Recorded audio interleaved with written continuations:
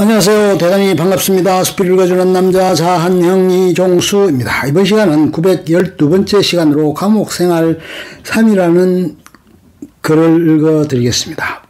감옥생활 3. 신고식을 치르다. 이튿날 점심 식사가 끝나자 내가 본격적으로 감옥생활을 시작할 본방으로 이감될 시간이었다. 한 사람씩 불려나가기 시작했다. 혈당 수치가 높게 나온 나는 요양동에 배치되었다. 성동구치소 8동이 요양동이다. 8동은 1층과 2층에 각각 16개의 간방이 있다. 간방에서는 1층은 하로, 2층은 상으로 표시한다. 내가 배치된 본동은 8동의 1층 7호방이다. 이는 8하7로 표시한다. 8하7이 내 주소인 셈이다.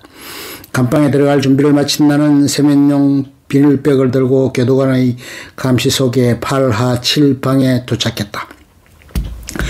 방 앞에 도착한 교도관이 가로 1cm, 세로 10cm 크기의 얇은 플라스틱으로 만든 명패를 출입문 왼쪽에 부착된 주소함에 넣었다. 내 이름과 생년월일, 제명 등 3가지 항목을 기록한 플라스틱 명패다. 내가 앞으로 10개월 동안 감옥 생활을 해야 할 8하7 방에는 4명의 수용자가 수용되어 있었다. 크기는 신입방과 같은 2.2평 60이 넘은 할아버지 수용자가 밥상 앞에 앉아서 편지지에 한자를 쓰고 있었고 40대 초반으로 보이는 3명의 수용자가 마치 잡아먹을 듯한 눈빛으로 나를 쳐다보았다.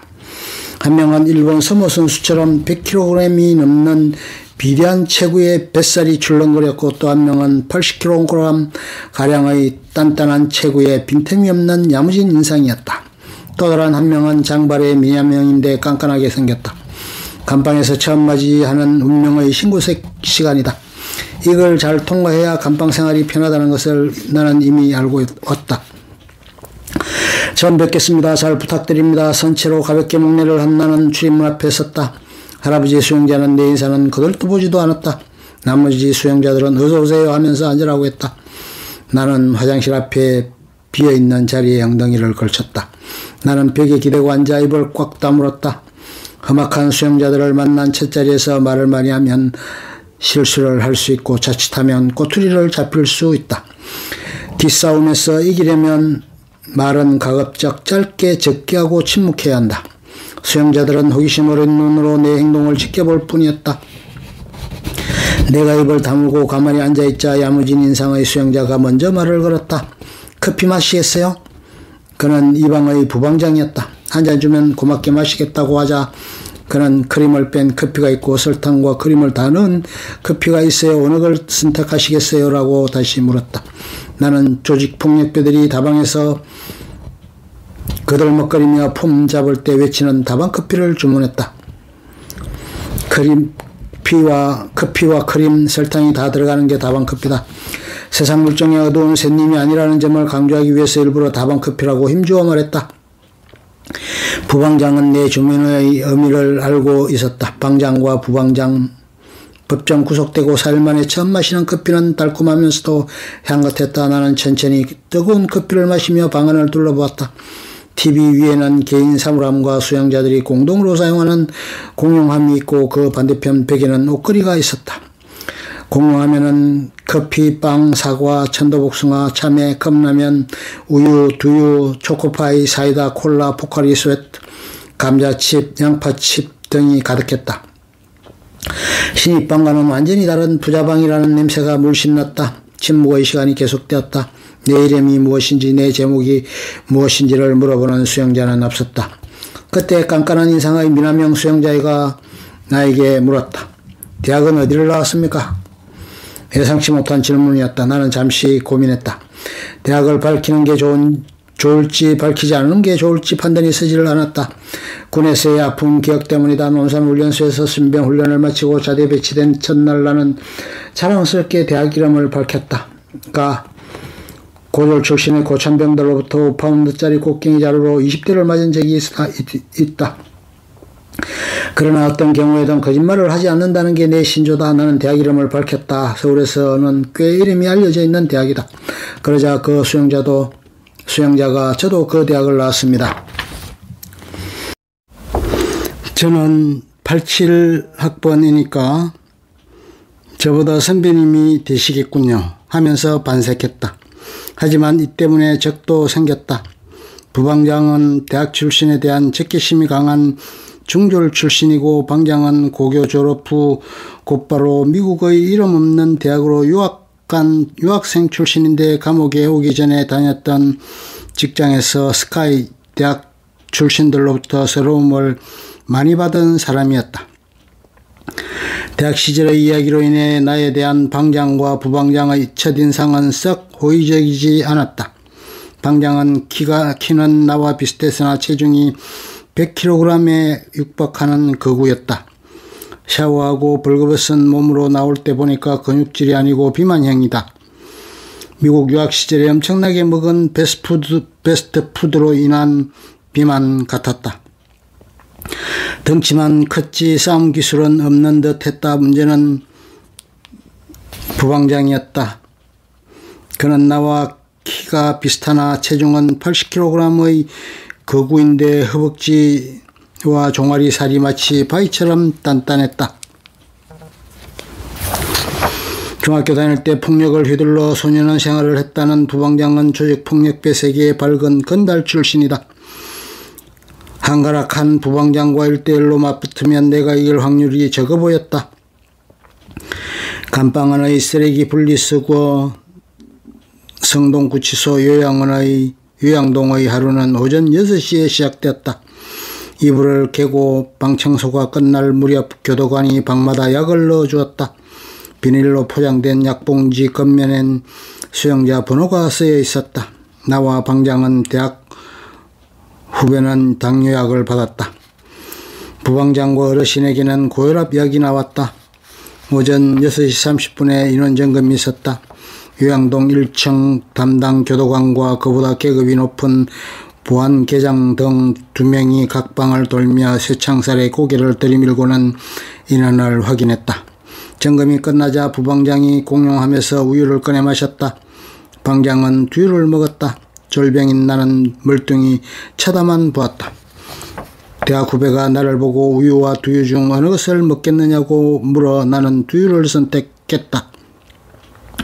감방 안에는 냉장고가 없지만 감방에서 먹는 우유와 두유는 상온에서 6개월간 장기 보관이 가능한 제품이다. 점검이 끝나자 수영자 복을 벗은 어르신이 팬티만 걸친 채 수건과 세탁물을 들고 화장실로 들어갔다. 화장실 청소를 하기 위해서였다. 화장실이 불결하면 고약한 냄새 때문에 감방 생활이 피곤하다. 화장실의 악취를 없애기 위하여 감방 안에서 치약과 비누로 변기와 그 주변을 닦는다. 우리 방 화장실 청소는 어르신이 전담했다. 대신 어르신은 방 청소나 설거지 같은 자비는 일절하지 않았다. 화장실 청소를 마친 어르신은 샤워를 한 다음 자기가 입었던 팬티와 러닝셔츠 그리고 우리 방 걸레들을 말끔하게 빤 뒤 화장실 밖에 내놓았다. 그러자 대학 후배가 이를 빨래거리에 널고 빨래집게로 집었다. 비가 약한 나는 물 묻은 남의 속옷에 손대는 것을 체질적으로 싫어한다. 고참들이 하는 일을 거들지 않고 멀뚱히 바라보고 있는 나를 방장이 못마땅한 눈초리로 쳐다보았다. 방장이 헛기침을 했다. 앞으로 조심하라는 무언의 경고다. 그러거나 말거나 하기 싫은 일은 죽어도 하지 않는 게 내 성격이다. 나도 헛기침을 하며 대항했다. 방 안의 어색한 공기를 대학 후배가 눈치를 챘다. 이 방의 두 번째 연장자인 선배님이 샤워할 차례입니다. 어색한 분위기를 탈피하기 위해 나는 못 이기는 척하며 화장실에 들어갔다. 하지만 화장실에 오래 있다가는 또다시 지킬 것 같다. 이빨만 대충 닦고 얼른 나왔다. 감방 안에서도 쓰레기는 분리수거했다. 방마다 종이박스로 만든 쓰레기통이 2개씩 있다. 쓰레기통마다 그 가운데를 분리해 한쪽에는 휴지 등 일반 쓰레기를 다른 쪽에는 긴 포장용 팩이나 스낵 포장지 등 비닐류를 넣었다. 우유팩이나 페트병 등 재활용 쓰레기와 신문지는 분리해서 다른 쓰레기통에 담았다. 이런 점검이 끝나면 간방도우미가 이 네 종류의 쓰레기를 대형 마대자루에 4개 따로 담아갔다. 그 다음은 뜨거운 물 배식이다. 막걸리 한 마를 넣을 수 있는 크기의 플라스틱 용기에 펄펄 끓는 뜨거운 물을 담아 방마다 넣어준다. 맨손으로 들기엔 버거울 정도로 물이 뜨겁다. 이 물통에 보리차팩 3개를 넣어 2시간쯤 우린다. 우러난 물을 수용자들에게 배분하는 일은 방장의 몫이다. 수용자들은 이 물을 각자의 페트병에 담아 식수로 사용했다. 이런 뜨거운 물이 하루에 3번 공급되고 원하면 더 준다. 겨울철엔 이 물로 식기를 닦는다. 배식은 오전 7시 20분부터 시작되었다. 교도관 1명과 간방도우미 2명이 밥과 국, 반찬이 실린 밥차를 끌고 다니며 1번 방부터 16번 방까지 골고루 나눠줬다. 밥은 원하는 만큼 퍼주었다. 맛있는 반찬은 양이 한정되어 있기 때문에 반찬 배식을 담당하는 간방도우미에게 잘 보여야 더 얻을 수 있다. 밥상 앞에 둘러앉아 식사를 기다리고 있는데 방장이 드디어 나를 겨냥하여 쓴소리를 했다. 내가 감옥생활을 처음 시작할 때는 선배들이 잠을 깨우지 않기 위해서 밤에는 아예 화장실 출입을 못했어요. 어젯밤에 보니 화장실 출입이 잦대요. 저녁 식사 후엔 가급적 물을 적게 마시고 화장실 출입을 삼가세요. 그리고 당뇨 환자는 오줌에서 악취가 납니다. 오줌을 울 때는 반드시 물을 세게 틀어놓고 볼일을 보세요. 화요일 아침 메뉴는 순두부국에 햄, 야채, 조림, 배추김치였다. 점심 저녁엔 반찬 수가 3가지지만 아침에는 반찬이 2가지다. 대학 후배는 햄, 야채, 조림을 한 사발 더 받았다. 맵지도 짜지도 않은 순두부국에는 순두부가 가득했고 햄도 5명이 먹을 수 있을 만큼의 양이 풍성했다. 여기에 멸치와 김까지 있으니 아침밥상으론 더할 나위가 없었다. 식사가 끝난 후엔 희망자에 한해서 커피를 마셨다. 나는 설거지를 자청했다. 당뇨병 환자는 식사 후에 운동을 해야 합니다. 내 몸을 위한 운동 차원에서 설거지를 하는 것이니까 하루 3번의 설거지는 나에게 맡겨주세요. 지금부터 설거지는 내가 전담하겠습니다. 내가 자청해서 설거지를 하겠다고 하자 아무도 반대하지 않았다. 모두 흐뭇해하는 기색이다. 아침 식사가 끝난 오후 8시부터 하루 일과가 시작되는 오전 9시까지 1시간 동안은 방 안에서 누울 수 있는 자유시간이다. 이 1시간 동안 방장과 어르신은 밀린 잠을 보충했고 부반장은 몸을 가볍게 푸는 운동을 했다. 대학 후배는 성경책을 읽었다. 나는 이 1시간을 이용해 샤워를 하고 사흘 동안 입고 있었던 팬츠와 러닝 셔츠를 빨았다. 햇빛이 잘 드는 곳에는 고참들의 빨래가 널려 있어서 나는 맨 구석에 내 빨래를 널었다. 스킨과 로션, 전기면도기를 사다 하루 일과가 시작되기 오전 9시에 다시 한번 인원 점검이 실시됐다. 잠에서 깨어난 방장은 인원 점검이 끝나자 밥상을 펼쳐놓고 물품 구입서 작성에 들어갔다. 방장은 나에게 성동구치소에서 구입이 가능한 물품 리스트를 보여주고는 필요한 물품이 있으면 말하라고 했다. 대학 후배가 옆에서 거들었다. 선배님 한꺼번에 다 구매하지 마시고 필요한 것부터 차근차근 구입하세요. 꼭 필요한 물품들은 제가 권해드리겠습니다. 팬티 2장, 러닝 셔츠 2장, 수건 2장은 필수품입니다. 비누와 치약, 빨래 비누는 국가에서 무상으로 제공함으로 신청할 필요가 없고 칫솔과 면도기가 있어야 합니다. 물건값이 면세 수준이므로 스킨과 로션도 개인적으로 갖고 있는 게 좋습니다. 운동할 때 신는 운동화, 반바지, 반팔, 티셔츠는 생활에 가면서 필요하면 신청하세요. 그리고 이것들을 보관할 가방이 필요합니다. 나는 대학 후배가 시키는 대로 하기로 했다.